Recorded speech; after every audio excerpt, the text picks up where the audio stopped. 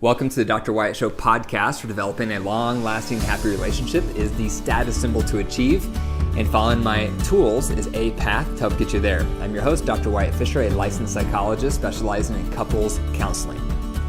If you're tired of fighting and you're tired of not having your needs met, I have an app for that called Keep the Glow. It's available wherever you get your apps, and it will open up your lines of communication starting today. So check it out. Today I'm going to talk about 10 mistakes to avoid in conflict. All of us need help with conflict. When we get upset in our relationship, when we get frustrated, when we get offended, when our needs aren't being met, the worst of us comes out. And how couples handle conflict greatly impacts their relationship. And research shows how couples handle conflict greatly impacts their divorce risk. And this makes sense because when we're upset and we're flooded and we're in conflict with our partner, a lot of damage is done. We say hurtful things, we do hurtful things, and the more that happens in a relationship, the harder it is to rebound emotionally, to recover. And so almost all couples I see in my practice need help with conflict resolution. My wife and I have needed help with conflict resolution over the years, and we've had to really work at this to develop skills so that we can handle conflict more constructively. So the question is, how well do you handle conflict? How well do you and your partner resolve your resentments? What do you do when one of you gets upset? How healthy and constructive is your pattern with your partner? So today I'm going to go through 10 mistakes to avoid with conflict resolution. The first one is raising your voice. Now, when you raise your voice, that's an expression of power, that's an expression of anger, and that's not going to go well. When you raise your voice, your partner is probably going to raise their voice, or they're going to stonewall and retreat. And so neither of those are healthy. So raising our voice is really a way to display power and aggression, but it's not helpful. It's not going to help anyone when you or your partner are starting to raise your voice. So that's one mistake you want to avoid. Stop raising your voice. And if you find yourself wanting to raise your voice, that means you're flooded and you need to take a break. When you get flooded, that means your body is going into fight, flight, or freeze. And technically, it's when your heart rate gets above 100. And unfortunately, a lot of couples don't recognize their symptoms when they're getting flooded. But it's something that I train all couples I see with, or I talk to them about this, is what are your physiological symptoms when you get flooded? Some people will feel a tightening of the chest. Some people will feel sweaty palms. Some people's head gets tingly. But you want to watch out for those physiological symptoms so that when you start getting flooded, you can call out, flooded. And then that means we're going to take a break and we're going to stop talking about this until we're both calm and relaxed. And one of the biggest signs you're getting flooded is raising your voice. That's a sign you're getting flooded. And the earlier you can catch your physiological symptoms of getting flooded, the more impulse control you have. When you're fully flooded and you're yelling, you have little to no impulse control at that moment. So the goal for all of us is catching our body, catching our symptoms, our signs of getting flooded earlier and earlier so that we have more self-control and so that we can say, flooded. And that means we're going to take a break and stop talking about this. We're not going to engage each other until we're both calm and we're out of fight, flight, or freeze. The second mistake is not stopping when flooded. How many times have you and your partner been in a conflict and one of you is flooded or both of you are flooded and you don't stop? You keep engaging and things get worse and things get more nasty. That's really common for couples. They don't stop when one or both of them are flooded. And that's when a lot of damage is done, because once you're flooded, the animal, raw, nasty survival side of us comes out, and that's when the worst of us comes out.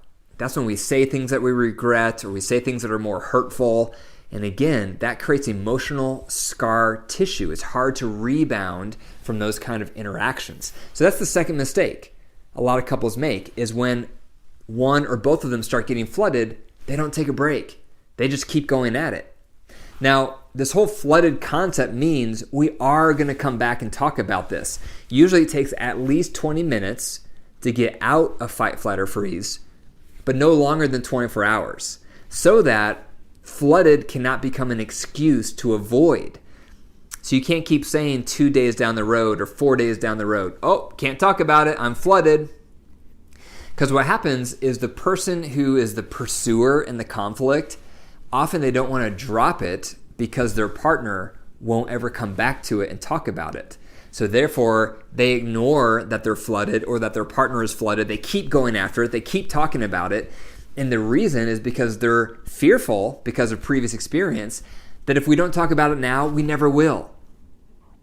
And so for the partner who wants to withdraw, that partner makes that commitment, we will come back. I will come back within 24 hours once we're both calm, and we will talk about this issue. And that's when I recommend couples pulling out the Reunite tool, which is my conflict resolution method to help you work through conflicts, work through resentments in a way that stays emotionally safe. So the diamond approach to think about is up here at the top of the diamond, one of us calls flooded. We go our separate ways to get out of fight, flight, or freeze. Once we're both calm, within 24 hours, we come back together and we pull out the Reunite tool to talk through the conflict. I'll add a link to the Reunite tool in the show notes. The third mistake couples make in conflict is name calling. How many times have you gotten upset and you call your partner a name? Some type of derogatory name, some type of just insulting name? That's not going to do anyone any good. That's just going to make things worse. That's just hurtful and trying to be insulting, and that's going to make them have a really hard time rebounding and coming back because they can't forget the name that you called them. How guilty are you of calling your partner names during conflict? It's a mistake. Stay away from it. And you're going to be more likely to stay away from it if you stop the conflict earlier because you're getting flooded or your partner is getting flooded. Number 4 is generalizations. Have you noticed that every time you get upset, one of the first things you want to say to your partner is, you always, or you never? And that's wrong on 2 accounts. First of all, you don't want to say the word you because it's accusatory and that's going to make your partner feel attacked. So most likely they're going to counterattack and get defensive. But also because it's a generalization. Always, never. Those comments are generalizations. And when your partner hears those generalizations, what do? They're going to counter with the moment that did not happen. They're going to tell you the precise date, the precise time, where you were in history when what you're saying did not occur. Because that's what we do. When we hear generalizations, always, never, we often get defensive and we want to point out when that did not happen. So that's a mistake. Stay away from generalizations. Number 5 is putting your partner down. So this is similar to name calling, but more elaborate. So maybe you say something like, you're such a horrible parent, or you won't take ownership for anything. You're so selfish. You put them down. You say something negative about their character. You slander them. You criticize them. This is what we do when we're upset. This is what a lot of people do when they're upset. And obviously, that's very toxic to put your partner down and to slander them and to just criticize their character. Because what happens after that? Your partner is not going to forget those words. Your partner is not going to forget what you've said about them. And then they're going to feel like, that's how you really feel about me. And that's one of the worst things, one of the hardest things to recover from in a conflict is feeling like that just showed your true colors. That just showed how you really feel about me. And that can feel very hurtful, very damaging to your soul when you hear these negative put-downs from your partner. It's very hard to recover from that. That's why it's a mistake. You want to steer clear of that. Number 6 is being contemptuous. Contempt is actually one of the worst things you can do when you're upset, and it's something a lot of people do. And this is something that I used to do. And I have to be careful even still when I get upset that I don't become contemptuous. And contemptuous means you mock your partner, or you roll your eyes, or you say something under your breath about your partner. It's so disrespectful. That's why contempt is one of the worst things you can do in conflict, because it expresses, I don't have any respect for you. In fact, you're beneath me. That's what contempt expresses. I was working with a couple recently, and the husband continually became contemptuous throughout our session together toward his wife. And it was so hard to watch. It was so poisonous, so difficult to see it. And it just crushed her. And they were so numb to the interaction that she didn't almost see anything wrong with it because she was used to him interacting with her that way. And she had become desensitized to it.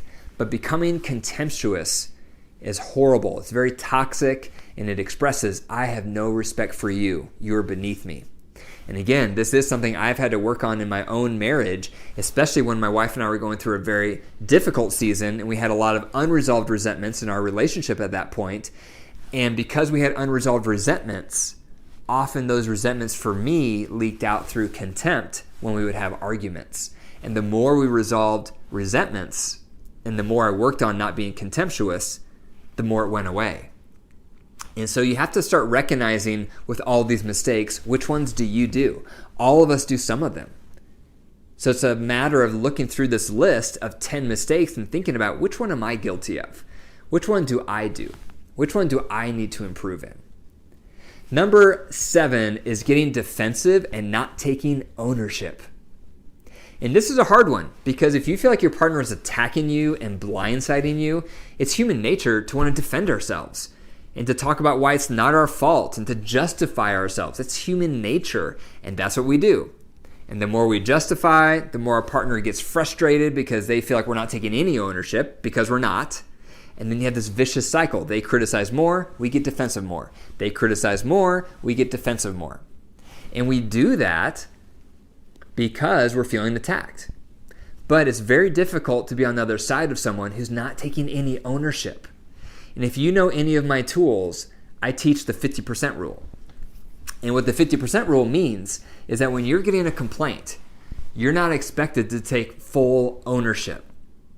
You're thinking about, when you're hearing the complaint, of what is the part of this complaint that I'm guilty of? What's the piece?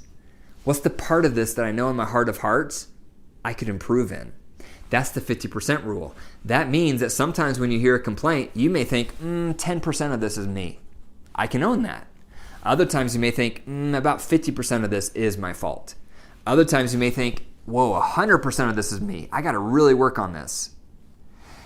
There's almost always something you can own. And this is a great way to come back together after you've had a conflict, is think about, what did I just do that made that conflict worse? How did I just contribute to it? What was my part? Maybe you raised your voice. Maybe you slammed a door. Maybe you called the name. Maybe you got contemptuous. Maybe you stomped off in a heated fashion without saying flooded.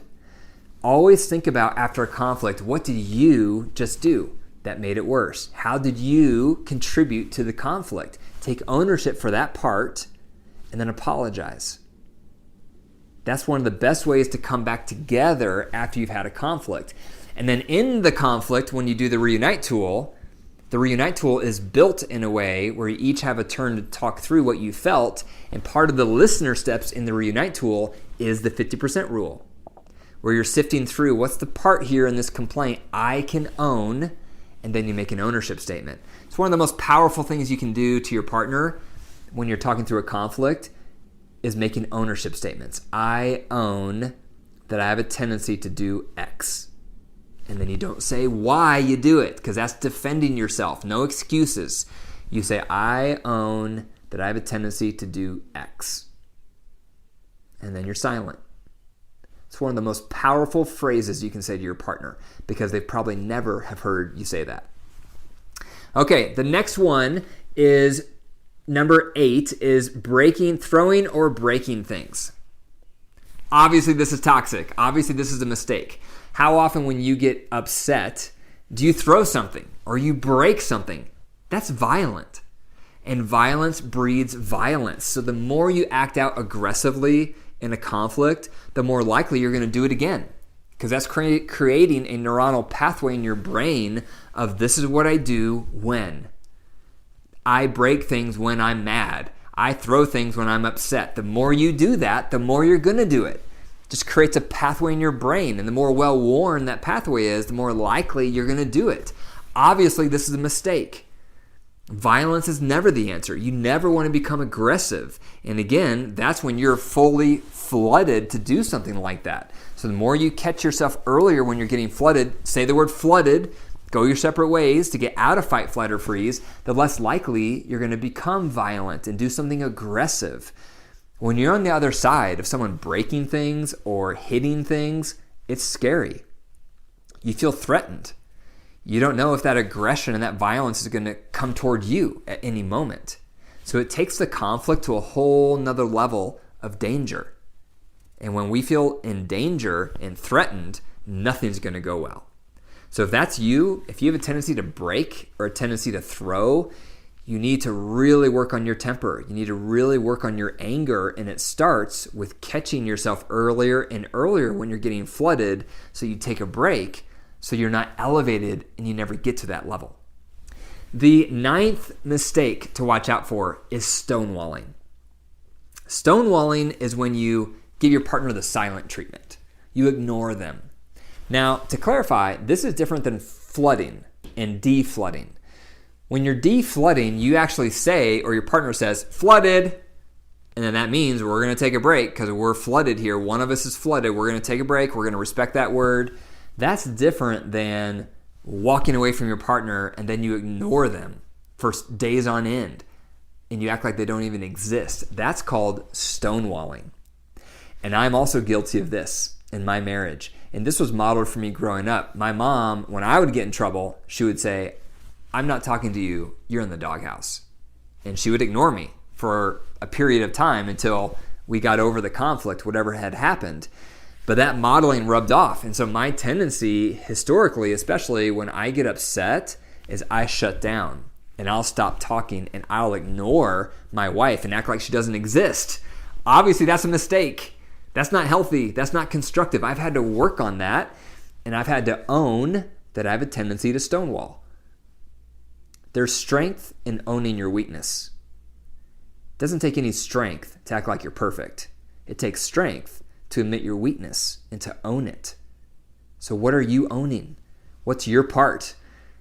What do you do in conflicts that you can improve in?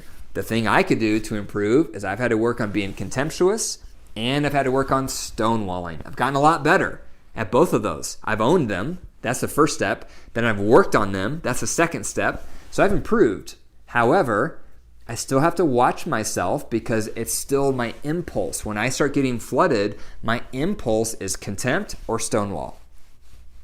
And I know that about myself, and I've had to work on it. And because of that, it's gotten better through the years. But it doesn't mean the impulse to do it is never there. I just have learned how to work with that impulse and how to improve and interact with that desire to do those things so that I do them less. The 10th mistake you want to avoid is interrupting your partner, over-talking your partner, taking over the conversation. That's a form of control, and it's a lack of impulse control. And it's hard when you're listening to your partner describe their feelings, describe what they felt. It's very hard not to interrupt them and correct them and tell them what the truth was, because we think our version of what went down is the actual real thing. But you can't do that because that expresses disrespect.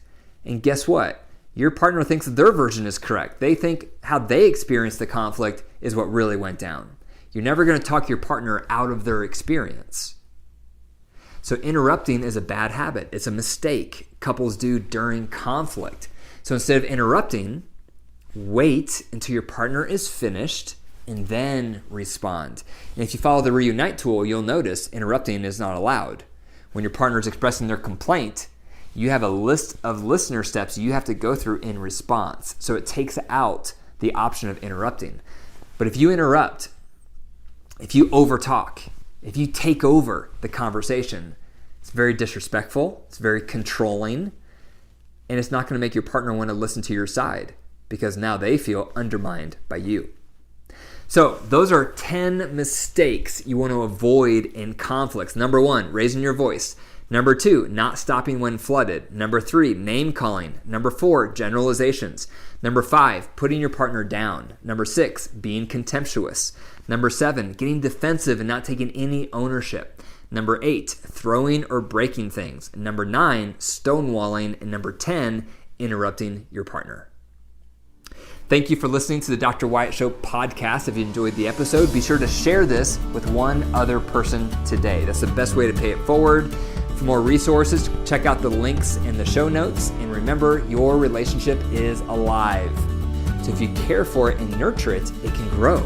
But if you deprive it and neglect it, it will wilt and die. The choice is up to you.